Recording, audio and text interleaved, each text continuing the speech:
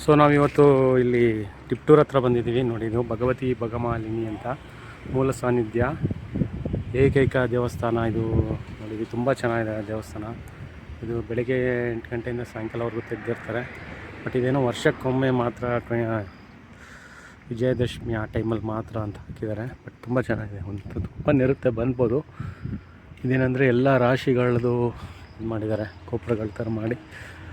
ನೋಡಿ, ಯಾರೇ ಜನಾಂಗ, ಯಾವುದೇ ಧರ್ಮ ಭೇದ ಏನಿಲ್ಲ ಅಂತ ಹಾಕಿದ್ದಾರೆ. ಮೈನ್ ರೋಡಲ್ಲೇ ಬರುತ್ತೆ ಇದು.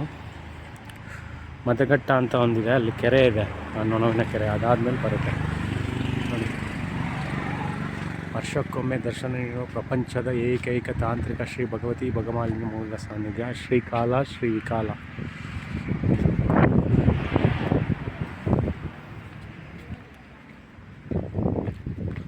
ತುಂಬ ಚೆನ್ನಾಗಿದೆ ದೇವಸ್ಥಾನ ಇದು.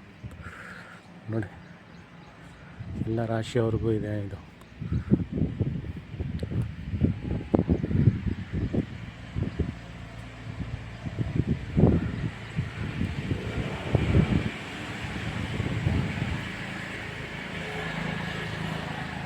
ಮಕರ ರಾಶಿ, ಮೀನರಾಶಿ, ಧನು, ವೃಶ್ಚಿಕ,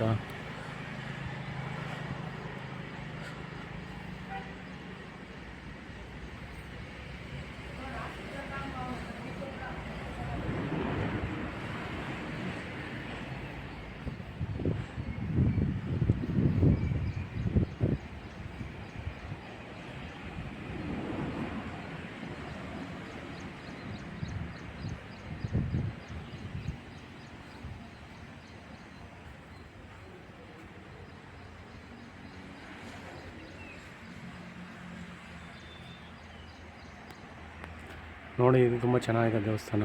ದಯವಿಟ್ಟು ನಾನು ಆಮೇಲೆ ಇದು ಮಾಡ್ತೀನಿ, ನೆಕ್ಸ್ಟ್ ಕಂಟಿನ್ಯೂ ಮಾಡ್ತೀನಿ.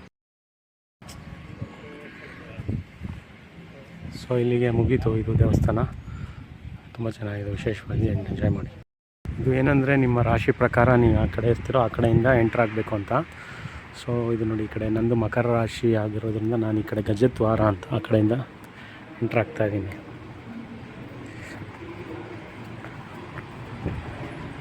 ಕುಂಭ ರಾಶಿ ಆದರೆ ಈ ಕಡೆ ಬರಬೇಕು, ವೃಶ್ಚಿಕ ಆದರೆ ಈ ಕಡೆ ಬರಬೇಕು, ಬೇರೆಯವ್ರ ರಾಶಿ ಆಗಿದ್ರೆ ಆ ಕಡೆಯಿಂದ ಬರಬೇಕಾಗುತ್ತೆ.